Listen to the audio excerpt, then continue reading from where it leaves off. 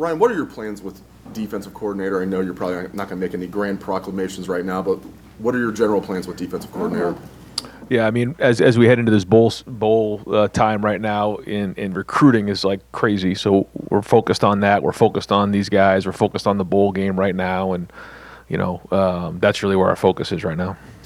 With the transfer portal, not just guys leaving, I want to focus on guys that you might be bringing in, not specific names, obviously. What are some positions you're targeting? How many guys might you bring in? Just in generality, what can you speak about that? I mean, there's so many guys who are in the portal right now. It's mind-boggling, and I think everyone's just astonished by what's been going on, and certainly I'm one of them. But you have to take in the dynamics of your team into consideration, and so we're doing that, and we're not just going to be flippant about those decisions. And I think your team and the chemistry of your team is something that we have to really be on top of, because all it takes is a couple guys and now you can get yourself out of whack. Because when we recruit young men, we bring them in to develop them, and we talk to them about what it's going to be like when they get here and developing them into really good players. And bringing guys in can kind of upset that, and we don't really want to do that unless we need to. There's certain needs. We've done that before here, right? We had Justin come in, and that was the right thing at the right time. Jonah Jackson was the right thing at the right time. Trey Sermon was the right thing at the right time. And so I think we've been really smart about that. Noah Ruggles worked out well. So really, that's not something that we count on, but it's something that we'll use when we need to. And we're evaluating all those guys that are in the portal, even though there's a lot of them right now. And we'll just kind of see how things shake out here. Coach, what have the last few days been like for you guys in terms of dealing with the emotions of the frustrating end of the season, but also trying to quickly recognize the window of recruiting and rally guys to still want to be a part of this thing moving forward? Yeah, I think all of our guys have a lot of pride in themselves and a lot of pride in this team, and there's been a lot of hard work and a lot of progress that was made all year from when we started this thing. And so we want to finish this thing the right way. We have a really good opponent in Utah, great bowl in the Rose Bowl, and so we want to have a great month. And so we've kind of let them, get healthy. We had a lot of guys sick here the last couple of weeks, and so we're getting those guys healthy again. We worked out a little bit last week. We're going to do that again this week, and then start our practice. And it's really in 3 phases. We're going to start on fundamentals, then we'll get into game planning, and then we'll get to the bowl site, and we'll have game week there. And that's really what the focus is on right now. I think there's a lot of lessons that have been learned from the last game, and that'll obviously motivate us moving forward. But right now the focus is on this Rose Bowl and sending out the seniors in the right way, and I know everybody in the program wants to do that. Obviously, in this college football playoff era, there's so much focus on being one of the top 4 teams and getting to the playoff. I know that's your goal. At the same time, playing in the Rose Bowl is a big deal. What's the tenor of the locker room right now from those guys understanding at least the opportunity they have in front of them is still a special one? Well, I think that's exactly what you said. I think the goal here is to win championships, and that's a goal that we have year in and year out, and we didn't reach that goal. However, we have an opportunity to go play in a very tradition-rich Rose Bowl, and that means a lot. And it's a New Year's Six bowl. And the 16th time, I believe, Ohio State's been in the Rose Bowl, so there's a lot of tradition that's led up to that. And I know that our guys are going to want to play hard and win that game. Front row right, Joey Kaufman, Columbus Dispatch. Ryan, when Quinn told you guys that he was going to go into the portal last week, what was your reaction to that? Were you surprised? What were your just feelings on that? Well, I think he was in a very unique situation for sure. And we wish him nothing but the best of luck moving forward. But boy, there's just a lot that's going on right now in college football with a lot of this stuff, whether it's early enrollees or the transfer portal and those type of things. And we're just going to do the best we can to try to adapt as time moves on. But we certainly wish him nothing but the best of luck. Handle a situation like that? Do you preach patience? How do you communicate with the player who's in that situation like Quinn? Well, you try to do the best you can on the front end of explaining exactly what is going to happen, and then do the best you can of communicating and following through with it. And then, but things change, and you have to adapt. You've had 2 quarterbacks now in the portal in the last week. Do you have a set number of scholarship guys you want to have on your roster for next year? Yeah, we always want to have either 3 or 4. That's always been the case, but it's not always that easy, as you remember. When Dwayne was here and when Justin was here. I mean, some of those years we had 2, sometimes 3, and a lot of guys want to play, and I get it. So again, we'll just try to do the best we can to forecast it, and we feel really good about the guys we have on our roster right now. Third row left, Dan Holt, 11 Warriors. Ryan, you guys, we're pretty much dominated at the line of scrimmage in the Michigan game. Does that force you to kind of reconsider your philosophy at all and put more of an emphasis on winning in the trenches? Well, I mean, our goal every game is to win the line of scrimmage, is to run the football and be physical and play great defense. So, we'll continue that. I think this bowl practice we'll have an opportunity to get back out there and really emphasize pad level and hand placement. But every time, certainly we go on the road, it's very important in this conference. But every time we play a game, the major focus is on running the football and stopping the run. Josh Gaddis was on the radio last week. He said, you guys are a finesse team. You're not a tough team. What do you think when you hear something like that? Yeah, I mean, I don't really think much about that at all.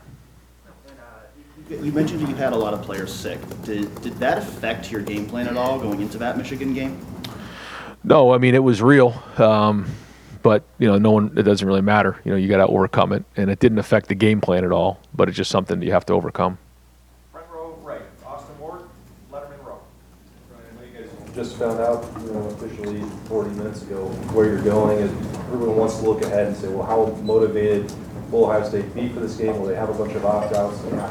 What is your sense of that as you just stand here right now? I know it's a long month. Well, yeah, it's a long month, but I think our guys are very, very competitive, and they take a lot of pride in who they are in this team, and so we're going to get right to work here this week and start grinding towards it and work towards the game and play really good in the game. Again, I just think it has a lot to do with the pride that they have in this team and who they are. If you have situations like an opt-out, I know that's another one of the new sort of dynamics of the bowl era, playoff era. How would you want to handle that? Do you need to know early, get decisions? How will that work this month? Yeah, we'll deal with that on a individual basis, based on how it all shakes out. But right now, counting on everybody to play in the game. Front row left, Bill Landis, The Athletic. Ryan, I know you said you're focused on this bowl prep here, but the nature of the coaching business is such that I don't think you can probably stand pat and wait and focus on that if you're looking to bring in somebody new. So is it your intention to bring in a defensive coordinator from the outside, and how do you plan on handling that yourself as your team tries to get ready to play in the game? Yeah, like I said, we're gonna do the best we can. I mean, we're always going to be evaluating and seeing what's the best to move forward, and if there's any updates on that, I'll let you guys know. Have any? You said no players have indicated to you yet that they're going to not play in this game, correct? Right. Okay. And then another guy that went in the portal, Craig Young, we've talked about him a few times this year. It did seem like he was maybe poised for a role this year that never kind of materialized until very late. Just how do you think that was kind of managed with him, and I guess like what the discussions I guess were with him about making that decision to leave the program? Yeah, I think Craig felt like he just wanted of an opportunity to play more, and so I think that's probably common with some of the guys who have decided across the country. I know at one point it was like 80 guys a day averaged in the portal, which is unbelievable. But I think he just wanted an opportunity to play more, and so again, wish him nothing but the best of luck. Certainly, we don't like to see guys leave, but understand that unfortunately this is becoming somewhat of the norm. And as coaches, it's kind of hard sometimes, but we're going to have to kind of adapt and move forward. Right next door, Stephen Means, Cleveland.com. Right. Obviously, there's a lot of player movement, but there's also a lot of coaching movement this year that kind of changes some things. When there's this much of coaching movement, how does that maybe change, or does it at all change, I guess, the recruiting philosophy and the way you guys approach things here? You're going to have to press the reset button a little bit as far as where you want to attack. In terms of recruiting? Yeah. I mean, we try to talk to our guys all the time about, to make sure you pick the school for the right reasons, and then there's a lot of guys out there whose coaches have moved around a little bit, and so maybe there's some of those guys that'll reconsider and consider other options. Maybe there's going to be more guys that don't sign on the early signing day. That might be part of it as well. And for the guys that we had been recruiting early on that maybe decided to go in another direction, those are the ones that you can kind of grab onto a little bit because you have a relationship prior. The ones that you don't have a relationship with, it's a little harder to kind of get that built up in a short period of time. However, we're going to kind of look at all those things, and when you can bring people in and you can do some home visits and things like we're back on the road doing again, you can make up time right there. Do you feel like if there are going to be changes, especially on the defensive side of the ball, do you feel like you need to have that in place with signing day maybe around the corner, and there are some defensive guys who are still kind of considering you guys?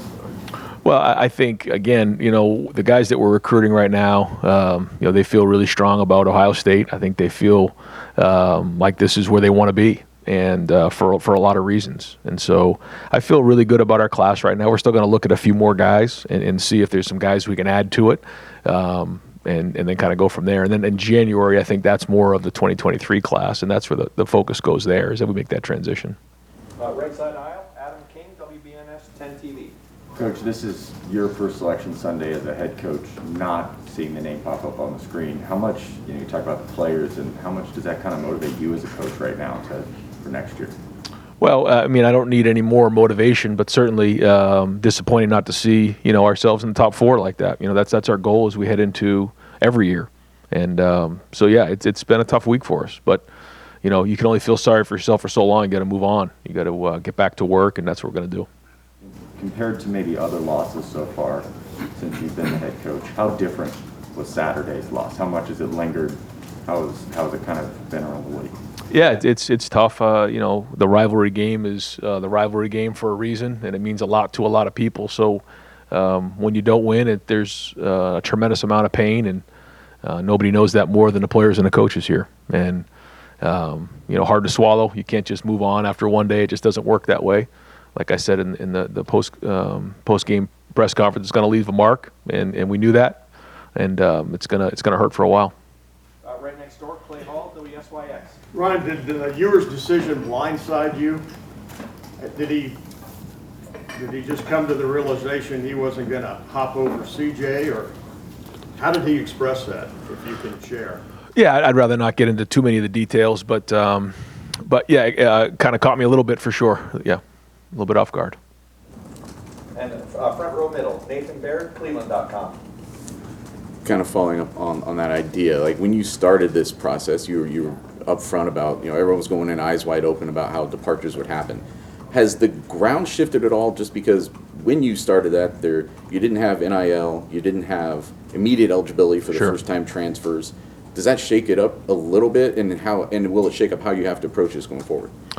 Yeah, I think when you look at the landscape of college football in general over the last year, 2 years, boy, it's really changed, and it's continuing to change. And so there's just a lot of dynamics at play in all this stuff: roster management, recruiting, portal, and that's, as we move forward, just trying to navigate what that looks like on a year in and year out basis. And when you look at the numbers statistically of the people who are going into the portal and going to other schools, it's significant. And so we have to adapt, and we'll keep identifying and evaluating and figure out what's best for us. I'm sorry, go ahead. You said that there were hard lessons learned from the Michigan game. I guess just what immediately comes to your mind is the thing that has to be corrected now with just a few weeks before the next game? Well, I think there's some things that we'll get into certainly down the road, but just immediately, we've got to obviously do a better job stopping the run and running the football. That's the number one thing that you recognize, and we weren't able to get some stops really in the second half, and I think if we had, it would have been a different game. Fourth row middle, Pat Murphy, 24/7 Sports. Ryan, you've been asked about motivation for the Rose Bowl. I imagine Utah's press conference, there's not a lot of questions about that for them. They're excited to play Ohio State. How do you get these guys to the level of your normal game prep, given that this is certainly not what you wanted, as you said? Well, I think it goes back to the leaders of the units, to the position coaches, to everybody involved with it, to understand that when you play in a Rose Bowl, it matters, and it's a very, very important game, and we take a lot of pride in who we are, and that's really what it comes down to. And so, again, when your leaders are leading the way that way, and they understand how important this is, and then for the young guys, this is an opportunity to catapult them into next year. And so I think everyone's hurting from the last game. This is an opportunity to kind of change that feeling a little bit. And you've talked about coaching Michigan, all these things you get to do as Ohio State's head coach. Being a head coach in the Rose Bowl, what does that mean to you? Well, it's a tradition rich bowl game, and there's so many great people that have played in that game, and certainly a ton of coaches that have coached in that game, and so it's always an honor to be a part of something like that. Third row right, Jeremy Birmingham, Letterman Row. Hey Ryan, obviously this is the first time since you've been here that you go into this week, or last week I guess, after a loss. I mean, how did that change the conversations on the recruiting trail? Does it change your focus and what you have to tell kids? I mean, just interested in the back and forth that comes from that. No, I think the recruits and their family have been great. I mean, they know what this is all about. They know about our culture. They understand, what a great program we have, and they love it, and they love everything about it. And so, there are teams across the country who will win and lose games, and they, kind of move on. Here at Ohio State, when you lose a game like that, it hurts for a while. And so, I think they want to play in a program where games like that matter, and they're playing for everything. The consequences are high. That's just the way that it is here at Ohio State. And I think that they can recognize that. They understand that. And I think that's one of the biggest things that attracts a lot of these guys to come into to be a Buckeye. Are you able to turn, and not to turn the loss into a silver lining, but you haven't had that extra week of recruiting in 5 years. Right. I mean, is that something that you guys think can be a benefit to you now that even though you have to do it in a loss? Yeah, I certainly don't want to be on the road that week, but it does allow us more time to get out there and be around some of the families. And being 2 years since we really, I've been on the road, and these guys have been on the road. It's hard. It hasn't been easy. So, we're continually working towards building those relationships, getting back into high schools, and it's amazing how long it's been. And so it's good to get back out there and see these people. Second row left, Steve Hellwagen, 24/7 Sports. Yeah, Coach, I presume the handwriting was on the wall with the Rose Bowl, and did you watch the game Friday night? And they did a number on Oregon for the second time in 2 weeks. Just what do you see with Utah? It looks like they're a hard physical team that's going to come to play. Yeah, I did not see the game, and I have not really watched much film on them. But I know Coach Whittingham's a very, very good coach, and like you said, known for being strong and being powerful in the run game and playing really good defense. So looking forward to getting on the film and seeing where we go. You touched on the portal a little bit. Just watching your team play this year, you tried to benefit yourself with EA, Mate Ote this past year, and the kid who went to Alabama as well. You guys are kind of messing with him a little bit. Do you see, would that be a glaring need for you to find somebody, an experienced linebacker who could come in and participate right away if you were to dip your toe into the portal?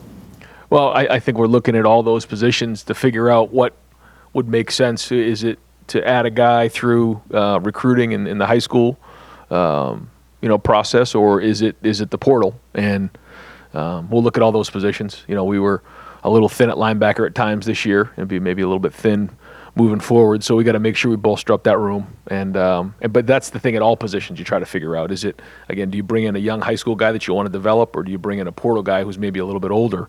But there's a lot of things to consider, and that's what I was mentioning early, is just the dynamic of the room and the chemistry of the team. Middle back, Whitney Harding, WCMH. Hey Ryan, still an Ohio team in the playoff. When you talk about the change of the landscape of college football, what does it mean, what Luke Fickell has done at Cincinnati, and for them to get in, the goalpost just kept moving, and they kept reaching? What does it mean? Well, I think they've done a great job, and nothing but a tremendous amount of respect for what they've done, and congratulations to them. It's not easy to go that far undefeated, and to bring that week in and week out is tremendous, and wish them nothing but the best of luck in the playoff. You also mentioned some of the guys using these practices to look ahead to next year. How critical are some of these practices, not just getting ready for the Rose Bowl, but developing and doing those things that you guys haven't really gotten to do as much the last couple of years? Yeah, it's really important. And we just got off with a team meeting at 2:45. We just grabbed them on a Zoom call just real quickly to talk a little bit about the Rose Bowl and talk about how important these practices are going to be for a lot of reasons, to kind of rebite for some of the old guys to get ready to play in this game, but then also for the younger guys to continually develop. And so we're going to do a really, really good job over the next couple of weeks of digging into those practices and making sure every practice counts as we head into this game week. Yeah. Second row middle, Bill Rabinowitz, Columbus Dispatch. Ryan, you've deflected questions about what kind of changes you're going to make. Just in a general sense, do you foresee major changes or minor tweaks? How do you kind of view the level of changes you got to make? Yeah, I mean, I think that's part of the process year in and year out, is just looking to see what's right, and I don't think, you go into any type of situation, with a predetermined set of thoughts. You just kind of figure out on a year-to-year basis what's best to move forward. And so we're evaluating that. We'll continue to evaluate. But really what we want to do is, give these guys a great bowl experience as we head into this game. And you have to be aware of what's happened with coaching moves and coaching extensions and salaries. You do all right here, but you're probably in line for any kind of adjustment. Is there been any talk about that with you? Yeah, like I said, I'm obviously honored to be the head coach here, and I love it here. And really the focus has just been on this bowl, and this has been a tough week for us, for just across the board after that game. And so, we've just been trying to, get back on the road and recruit. And this is a great place to be, and we have great kids. But I got to tell you, it was a tough week this week, and so we're kind of getting ourselves back up off the floor and getting back on the road recruiting. And it's going to be great to get back with these guys and get back to preparing for a game again, and that's really what matters. And one quick one, you mentioned that guys have been sick for a couple weeks. I know you don't want to make excuses. How much were you affected? Not just CJ, who said he was ill. How many guys were affected by illness that week? Yeah, I don't know. Again, it sounds like losers lament when something like that comes up, so it's not even really worth talking about. But it was significant in the game, but that doesn't really matter. Right behind him, Doug Lesmerises, Cleveland.com. Ryan, you mentioned several times about what a tough week it's been. What do you mean by that? Have you had lots of discussions with coaches and players and guys, just like you're usually getting ready for Big Ten Championship week? Is it personal that you've just been feeling that loss? Like what's it really been like? Yeah, I think it's all of the above. I just don't think that any of us have experienced this before. I know I haven't experienced it. I know,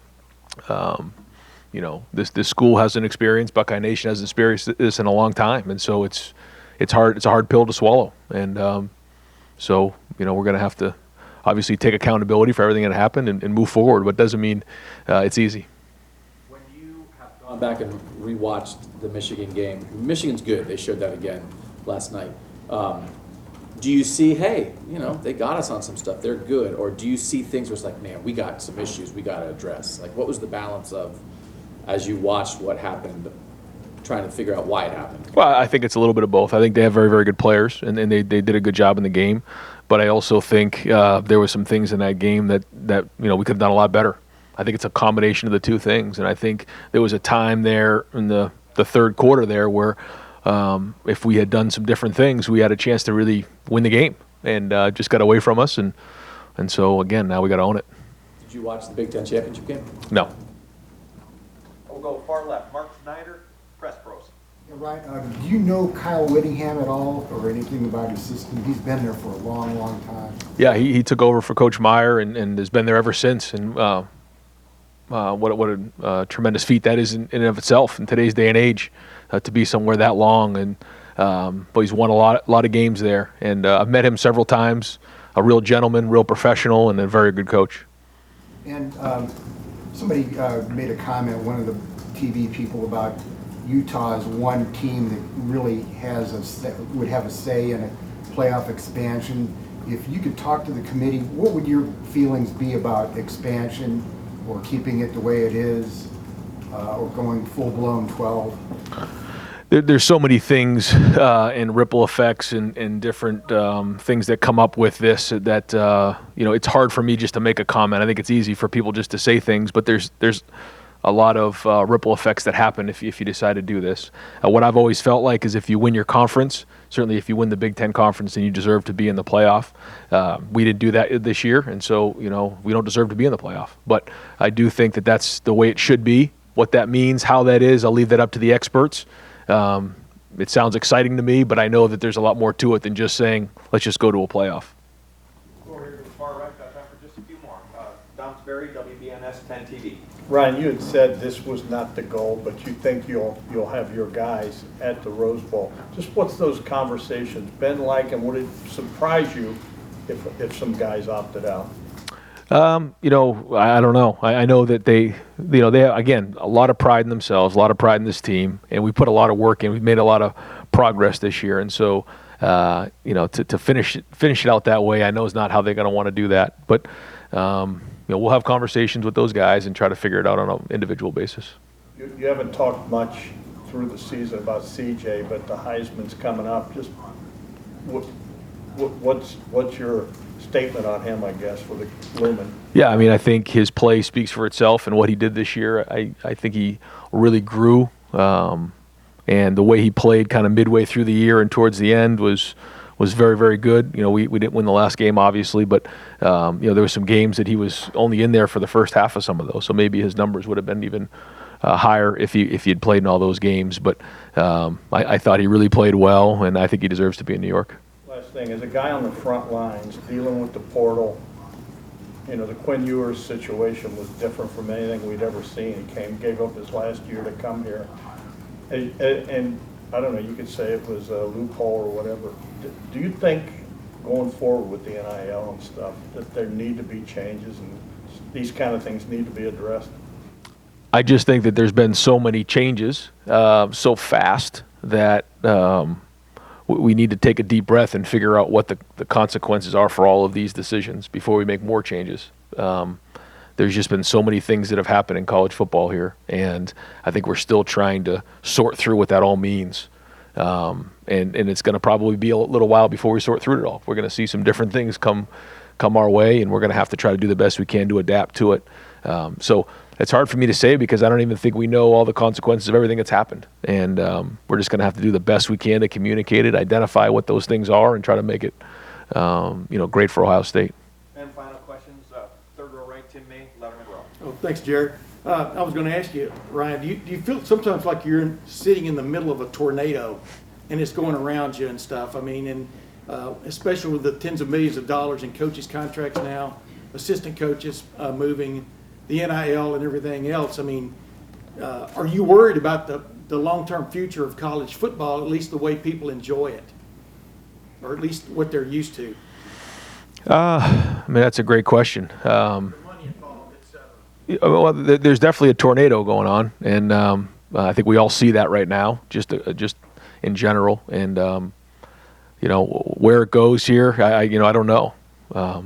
I think the easy thing to do is to just throw up your hands and say this is crazy, but the harder thing to do is just to continue to push forward and just try to figure out what's best for Ohio State moving forward. Whether it's the NIL or all the things that are going on, expansion.